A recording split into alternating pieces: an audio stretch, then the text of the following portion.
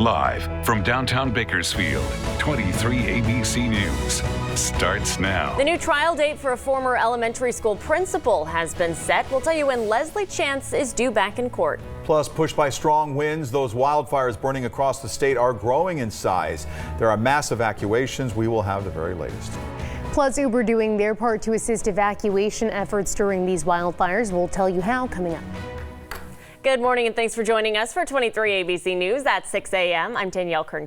I'm Mike Hart. Glad you're here. Let's bring in Chief Meteorologist Elena Rusk right off the bat and get a look outside exactly what's going on right now. It's a lot. I don't like this pattern. So much to cover. I don't either. So the swath of brown there is the very dry, parched air. Yesterday's winds have died down, but they ushered in some cooler air. You see that system that is now bringing snow toward Utah and even Colorado, Denver getting some today. That is the cooler air for us, but no rain, no snow this far south. Today is still breezy, still critically dry. You see that fire threat bullseye is right to our south. It includes portions of Fraser Park. We're concerned about Tehachapi as well, but the winds dying down briefly today and then they're right back tomorrow. So we still need to be very cautious the next, I'd say, about 48 hours. We're not calming down until Halloween morning. With that, it's going to be really cold. So wind gusts right now just on the breezy side. Temperatures, though, quite cold. 30s and 40s for most of the county to wake up to at this hour. That's chilly, but it's seasonal. Our average high is 74. Yesterday was 73. Today, 70 in Bakersfield. We'll talk more about the bad air, the winds, and a freeze that's coming in just a few minutes. As for our roadways, we had a crash earlier on the Grapevine. That's been cleared. All passes are in the green. Top of our news in this hour, the fire emergencies across the state as crews try to get a handle on two specific wildfires, one in Sonoma County, the other down in Los Angeles. Let's begin in L.A., where the Getty fire has charred more than 600 acres, and they're expecting that number to go up this morning. Mandatory evacuations are underway, and officials say more than 10,000 structures are threatened along the west side of the city.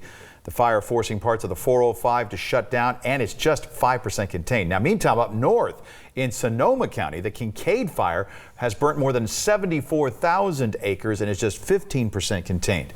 90,000 buildings are determined to be in the fire's path, and nearly 200,000 people have been forced from their homes. Despite Pacific Gas and Electric taking major precautions ahead of California wildfires, two blazes in the San Francisco Bay Area may have been sparked by power lines. The fires destroyed a tennis club and forced evacuations. PG&E says they started in a section that was not a designated high fire risk spot and had thought it would be safe to keep the lights on. Another round of strong winds are expected today, and the utility plans to cut power in 29 counties. And while families in California scramble to find shelter, there are some ways that you can help. The Kincaid Fire Emergency Relief and Recovery Fund is meant to help victims both short and long term when they're able to return home. The Sonoma County's Resilience Fund will help to pay for things like mental health treatment and housing. The Red Cross has also opened several shelters, and the Salvation Army is providing meals. Plus, Uber is offering free rides for people impacted by the wildfires here in California. The rideshare company says that people can get 2 free rides up to $20 each to and from evacuation areas in Los Angeles and Sonoma counties. To request, you just have to enter the promo code CALFIRERELIEF19 in the payment section of your Uber app. Plus, take a look at this. A Bay Area photographer posted this picture on Facebook of a bride and a groom getting married in Kenwood while the Kincaid fire burned just miles away. The photographer saying on Facebook that it was a beautiful wedding at Chateau St. Jean. This lovely couple flew in all the way from Chicago for their destination wedding in wine country. Many of their guests apparently who were at Airbnbs had to evacuate, and their venue had to be evacuated the next day, so they got married just in time. In other news, a new trial date has been set for a former elementary principal charged with gunning down her husband. A trial date for Leslie Chance is now set for November 25th. Chance's first trial ended in a mistrial, if you remember, back in June when the public defender's office declared a conflict of interest in representing her. Chance accused of killing her husband Todd Chance back in 2013. She is facing a first-degree murder charge. We are 6 months away from Census Day, but today a local organization is looking to ramp up their reach efforts. The Kern Complete Count Committee works to encourage residents in Kern's hard-to-count communities to self-respond to the census. They will officially launch their campaign efforts for the 2020 census, and after the launch, canvassers will go door to door to help educate residents about important upcoming census dates and information.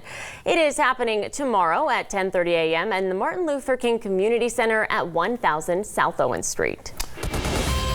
In this morning's Kern Back in Business segment, you've got a chance to find a career in public safety. BC's Public Safety Training is hosting a career expo. It's going on tomorrow at Bakersfield College. The program is hosting employers, agencies, and university reps to promote jobs, volunteer opportunities, and programs from the public safety pathway. The expo is only open, though, to BC students, but all majors are welcome to come and check it out. It's happening from 10 a.m. until 2 p.m. Meantime, Saturday, the Bureau of Land Management hosting a hiring event looking for their next group of wildland firefighters. An open house will take place at the Bakersfield office on Pegasus Drive. For more info on these jobs, you can go to our website, turnto23.com. Look under our Back in Business section. This week, you can take your kids to the Kern County Museum to enjoy All of Hallows Eve in a safe environment. Safe Halloween is returning to the Kern County Museum tomorrow and on Halloween. Parents get to take their little trick-or-treaters to the popular museum. There will be more than 50 candy stations. Tickets are $10 for each child and $5 per parent. It's happening tomorrow and Thursday from 5 to 9 p.m. at the Kern County Museum.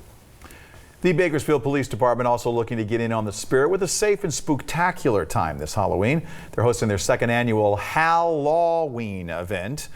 They invite you to come down and trick-or-treat at the BPD headquarters. Yeah, it goes from 4 to 6:30 on Thursday. It's free, of course.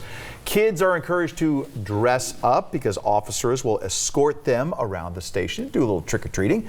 Now, for safety reasons, the Bakersfield Police say parents do not dress up in costume for this event. You can't. Trick-or-treaters and have to be 12 or younger to take part. Obviously, Halloween, a big topic today, and believe it or not, there are still people who don't have their costumes just 2 days away from Halloween. Yeah, I don't. You don't? Yeah, no. Good news is you still can get one. That's right. 23 ABC's Daniela Garrido has one option for you. She's standing by live this morning with some ideas for you procrastinators. Daniela? Mike, you don't have your costume already? Well, you could be my 80s workout partner. I'm looking for an 80s workout partner. You could be mine. Look, I'm ready to go. We're at Fantasy Frocks this morning. I picked this one out because it really takes me back to the pictures my mom showed me of when she was in the 80s and she loved to work out. So I was like, you know what? I'm basically my mom for Halloween. So we're going to bring in Jennifer, and she started Fantasy Frocks. This is a locally owned Halloween store. It's been here since 1980. Tell us a little bit. What have you seen? What's kind of like your best memory during Halloween time?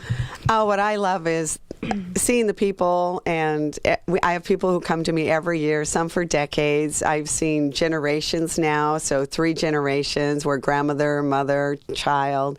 It's just the people that make this a really special time for me. That's awesome. And you were kind of telling me that people come later and later every year. Halloween shopping, like you guys mentioned, it's like if you still don't have your Halloween costume, you need to come today or tomorrow because you guys have extended hours, right? We do. We're here 11 to 9 weekdays. We were open 7 days a week throughout the last several weeks of October. We're here year-round, but shorter hours. Perfect. And so if you guys want to come, what day? How many days away are we? 3?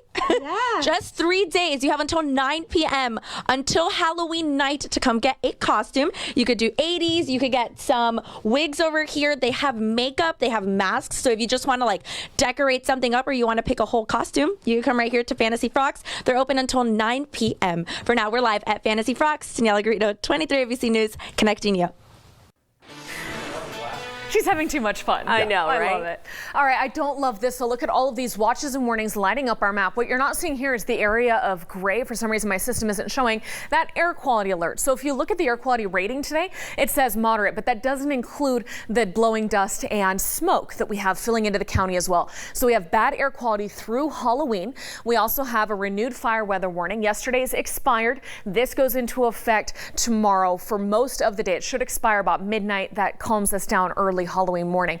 But with that, we are concerned about fire weather conditions today. It's breezy and dry tomorrow. It's dangerously fast winds with those continued dry conditions. To our south, it's a high wind watch and a red flag warning. And then after those winds calm down tomorrow night, look at how we have freezes for many locations. That'll pop up here in the desert. So air quality alert, red flag warning, hard freeze watch for the Kern Desert late tomorrow through Halloween morning. So it's colder air that's coming in, and it's just breezy for today. It's pushing out some of the pollution, but not improving it a lot because it just pushes more smoke soak in. And then watch how these winds pick up 10 p.m. tonight. They are very fast overnight, some 41-mile-an-hour winds in Arvin at 2 a.m. tomorrow morning, and continuing with those dry, blustery winds through your Wednesday. Thankfully, we're calmer in time for Halloween, so we'll take a look ahead to that holiday forecast and what you can expect for the trick-or-treaters coming up in your 7 days.